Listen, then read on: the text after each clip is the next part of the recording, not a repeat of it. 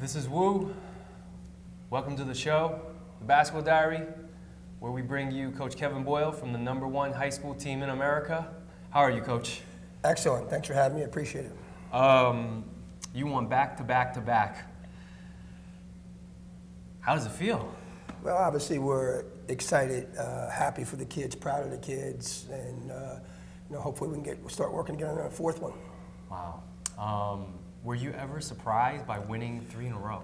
Well, I mean, if you asked me 3 years ago, maybe you'd be surprised that you win 3 in a row. But coming into the year after winning 2, we knew we had, a good chance to be in the mix with Oak Hill and Findlay and Huntington, among a bunch of other schools. We thought the margin for error this year was less than the last 2 years, where we thought we just had dominant guards the last 2 years, that we would have probably beat most teams 4-1, 4-0 in a 7-game series.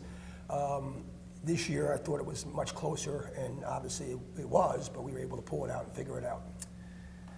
Do you think you have the best job in America, high school basketball? Well, I mean, I do. I mean, it's Montverde. If you've ever been there, it's a beautiful campus on a lake. It's a very diverse school. It's an excellent academic school. We have 2 players at Harvard. We have another guy going to Rice this year, so they're just as proud as the academic abilities of the kids has the athletic abilities. So the facilities are off the chart. The diversity, both academically and socially, are great.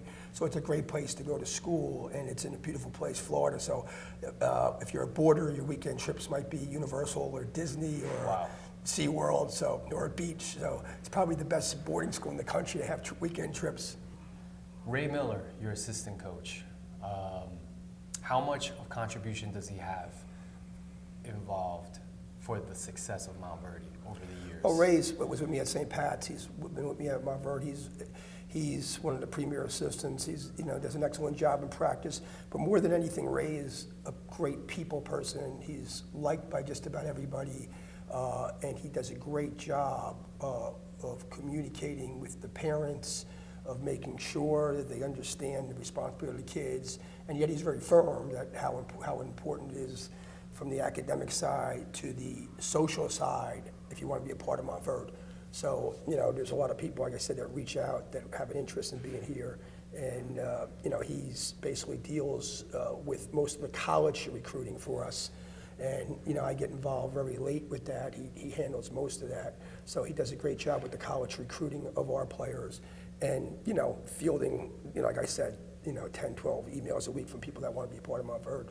Do you see him being a coach down the road? I think Ray loves that part he's in. I think he loves his role.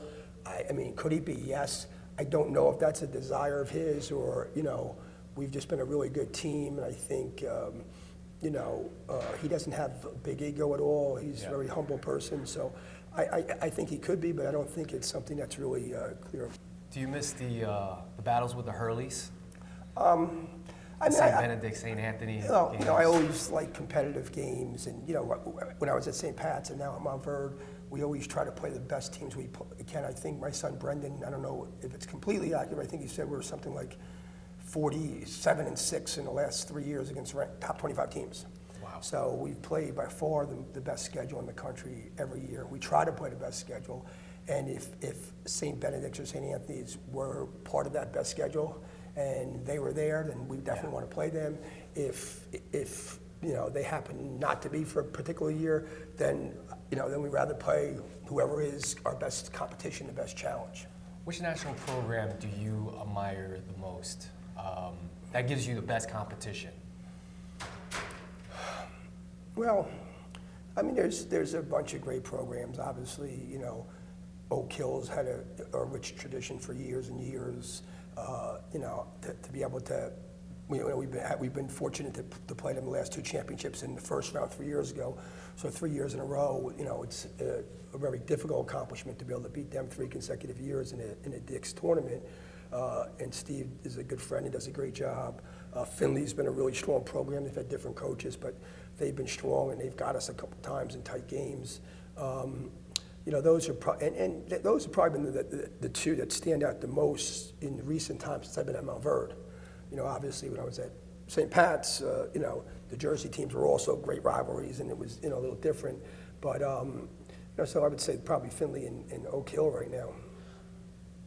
I'm flipping through the Slam magazine the other day, and right before we set up this conversation, I saw an advertisement of Montverde on Slam magazine, and I'm like, wow, this I've never seen this before. So are you the first to do it, and what's the goal purpose? Well, again, that ad really has nothing to do with the high school team. Last year we started a prep team for grades 9 through post-grad. So, because like I said, we get 10 or more calls a week. Some happen to be guys that are good players that could be All-Americans, but we have a lot of guys that are probably average high school players, maybe Division II, low Division I, Division III, that want to be a part of the program.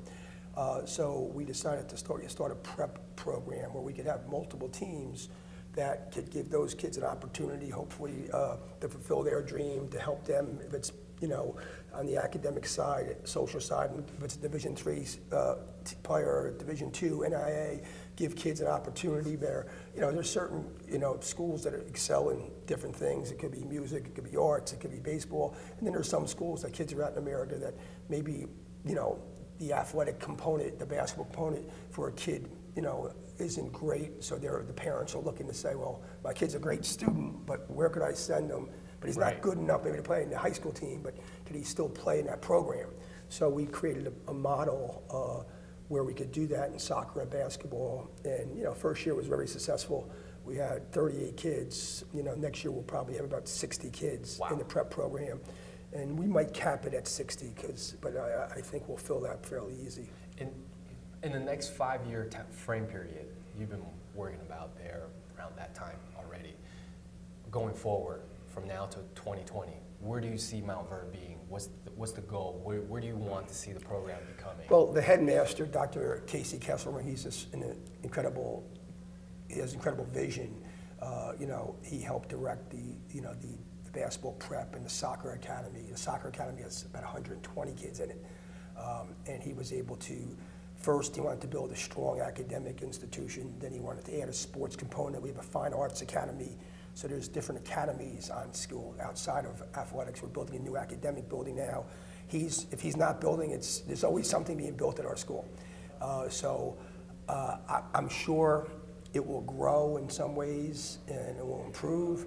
As a competitive team, as a high school team, I think, hopefully we're able to maintain, where we are. We obviously been fortunate to win 3 in a row, so we're not going to be able to win more than that, except add to the number. But I would hope that, we're in a conversation every year that we're, possibly could be a national champion. Right. Kyrie Irving, what did you see in him so early on? There was people that wrote that, this was like outlandish. Is this going to be this good? What did you see in that? Well, I think I got a lot of people gave me some negative feedback when his first game against St. Benedict's at Rutgers. I think he had 24 points, and they had a really good team, and we were able to win by 15 or 20 points, really handle him easily, and he just dominated the game. And his composure, he loved to be in the gym, and most important, his skill level was just at another level. He needed to get in competition. He needed to, get pushed a little. He needed to get a little more confidence at the best competition. And there's a perfect example of, when we talk about kids like that, he was in a good school and good people, but they were reaching out for, a more competitive situation to fulfill his needs to get him where he ended up going. And, he was a great player for us, a great kid. His dad was terrific, and he was just so skilled. I think him and Steph Curry, the two most skilled players. Wow. LeBron, very well, might be is probably the best player in the world overall in the last, without question, the last 4 or 5 years. But when you talk about a skills competition, I think there's no question that, you could argue that he's as good as anybody in the world in his skill level. And one of the best players in the world, but definitely skill-wise, with shooting, passing, dribbling, left-hand, flip shots, jump shots. He's got the whole package. Offensively, he's just incredible. His younger cousin, Isaiah Briscoe, you coached against him. What do you think of how I actually coached Isaiah in 4th grade. He was on my 4th grade team. My son Brendan was on the team with Carl Towns and Marcus Towns from FDU and Wayne Baldwin from Vanderbilt, and they would have probably all been one team at St. Pat's if we were all if we stayed. So, but I mean, Isaiah is a terrific player. He's strong. I think he's just got to keep working. I think the good thing with Calipari, Coach Cal, is he doesn't baby players. He's going to get into them. He's going to get him to the next level of fitness. He's going to challenge him. Everybody needs to get better at things, and I think he's really talented. He probably needs to get a little more consistent shooting a jump shot. But I think he's got an excellent chance to have a great career there and an excellent chance to be a pro. You've been in New Jersey for a while before you left Florida. Right now, or over the past few years, New Jersey's been hotbed in terms of recruiting. The next couple of guys coming up are Naz Reid, Trayvon Duval, 8th grader Scotty Lewis. What do you think of those guys? Well, I got to see the big kid we played against us from Roselle Catholic, and he was impressive. He had an incredible dunk. It looked like he could really shoot the ball. It was the first time I've ever seen him play. Duval, we played against, and he had a good game against us. He's a good player. The other kid I'm not really familiar with. Scotty Lewis. He's a younger one. He's coming up. Yeah, I don't know him. But those two guys are really good. I mean, the kid Reed is, he had a dunk against us. He had a thread back-to-back possessions. Like, wow. So he's got a lot of talent. A lot of times you got to see more of guys. And Duval, I know, Matt Pauls, who's involved with him with AAU, I think it was 2 years ago, was calling me about how good this kid was and stuff. So, we'll see. He's a really good player as well. So, I mean, I don't see those guys enough. And when guys are with me, then I kind of pay more attention to them. When they're with somebody else, obviously, you see them here and there. And a lot of times you got, I mean, Ben Simmons is by far the best player in the country, but there's days you would see him where you say, oh, he's good, he's not great. Right. When you get to see somebody 15, 20, 30 times, you can really see where they're at. D'Angelo Russell, were you ever surprised by his rocket ship? Well, I wasn't surprised that he will be an NBA player. Am I surprised that he was first-team All-American and the top 5 pick this year? Yes. I mean, I thought he'd be, I thought he'd make an immediate impact. I thought he'd be in a conversation and he could leave, but maybe, now there's not even a conversation. It's, he has to go. He's going to be 3rd, 4th, or 5th in the draft. But D'Angelo has an incredible amount of confidence in himself, a swagger, a mentality that he's as good as anybody, but he has the game to back that up. So he's confident but not arrogant. He believes it. He believes he's as good as anybody offensively. And the way he puts the ball in the basket, and he's done that at every level. He has easily NBA 3 range, which you don't see a lot in college because he doesn't shoot that far. But he'll adjust to that real quick, and he'll score. So, and he can play either guard position. The thing that everybody when they're young in the NBA, you got to really work on guarding your position because all those guys are great offensively. But I wouldn't be surprised, depending on the team, if he's getting 15, 17, off the bat. Wow. If a GM calls you right now and says, why should we take him? What would you say over the phone? Well, one, he's the best guard in the draft. So if you're going to take a guard, you might as well take the best one. Secondly, he's got size for your league at about 6'6", and he could play either guard spot, one or the two. So he could be your point and distribute the ball a little more and handle the ball. He could, he could be the off guard, and you have an intangible guy there, and he's a winner. You look at him, he won a national championship twice in high school. He won the Adidas Nations. He won different things with Nike. I forget the year before, but it was ridiculous. Of 6 consecutive things, he won 5 of them. Wow. With Global Challenge. I forget all the things he was in, but I had it written down once. It was kind of off the chart where everywhere he goes, his teams win. How special is Ben Simmons? Ben's terrific. I mean, he was the consensus National Player of the Year. I don't think anybody came out with an award that didn't give him the Player of the Year. I know Tom Koszowski, one of the all-time great evaluators. I mentioned, he's first, and there is no second, third, or fourth. His ability to get the rebound and push it. He's a great passer. And I think he makes other guys better, which most of the great players make teammates better, and guys want to play with you. But he's still, like we talk about all the time, got to keep polishing, keep getting better, He's got, spent a lot of, he's got to get his perimeter game to the next level. He's had games where he's made 3-4 threes this year, but that's got to become consistent at the higher level when you're 6'8", 6'9", and it will be. It's just, a lot of guys, Al Harrington was a great player, National Player of the Year in '98 for me, had a great pro career, but Al wasn't a great shooter in high school. He became a great shooter because he was willing to put the time and effort in. He was able to figure it out at this level to score. I just can't score around the rim. I got to, at the end when he was with the Knicks, I think he averaged 20 a game, had more threes than anybody in the league. So, I think Ben's going to end up being a terrific pro and have a great career. I got to put you on the spot. You coach so many great players. Which player stands out, best one, and why?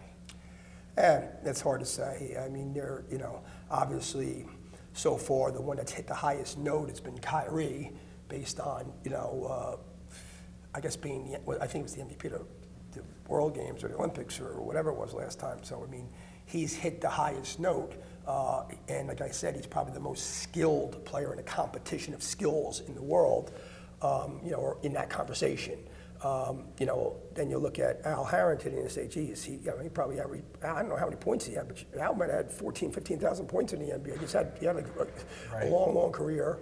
Samuel Dalembert started a lot of games and was, always, you didn't hear, but he was always on teams that weren't great, but he was always rated a computer rank, like the 5th or 6th most valuable center of the leagues of 28, 30 centers. And Kid Gilchrist, I think, is going to have a wonderful long career because he guards 4 positions. He's getting better offensively. I saw, he's going to easily be a career pro. I mean, then you have D'Angelo and Ben, and I think the Kyrie Johnson's, he's going to make a decision in a couple of days what he's going to do. I think he'll be a career pro. So we've had a lot of great ones. It's probably better. I don't say one's better than the other. Or he get in trouble. I'll get in trouble with somebody. They're all, I mean, it's just terrific, but we'll see. Thanks. We're going to leave on this. There's so much college changes every year, and the success you've been having, tremendously. National exposure on ESPN now, NBA guys coming out of your system. Is there still any interest for you to get your toes wet, maybe, in the college world? Well, I think what happens in the college world, I think if you really want to be in that, you got to really actively pursue it. That's something I haven't done. Like I said, like you asked me earlier if I have the best job in high school, and I do. So, I mean, for me, it would probably have to be almost at this point, unless I change the thought process, it would almost have to be accidental, where somebody really, totally wanted you and came after you hard. And I think most times when you get those jobs, you got to have somebody working for you and, really trying to put your name in a hat and going after them, because there's a lot of guys that are really talented and really good. So, as of now, as of today, I'm happy where I'm at right now. And those are things each year at the end of the year, you try to sit with my wife, Kelly, and, some people I trust and, evaluate, my basketball camps, evaluate Montverde Academy, evaluate different things, and so far those things have been good choices to stay there. And like I said, I got a great boss that's understands. He's very firm, very in control, but at the same point he understands the value of marketing the school through athletics. I mean, I think I did a boot camp for little kids, and 2 years ago, and I think we had 8 or 9 kids end up enrolling in the grammar school, and only 2 were boys. Boy basketball. The rest were brothers and sisters that were like a kid who came, because our school is a beautiful school, but some people half an hour away might hear about a camp, come to it, they never seen the school, and they're like, wow, this school's not that far, it's only 20 minutes. Right. And they end up enrolling 3 kids that are going to school for a long time, from a first grader, a second grader, and a 5th grader, all the way through high school. So it was a great way to bring attention to the school, as long as it's positive attention. He wants us to be, the Duke of high school basketball. Stanford, he wants to make sure the image, the brand, is always protected, and that's more important than just the athletic view. So we're, like I said, we're just as proud as Chris Agee and Steve, who are at Harvard, than we are of D'Angelo and Ben.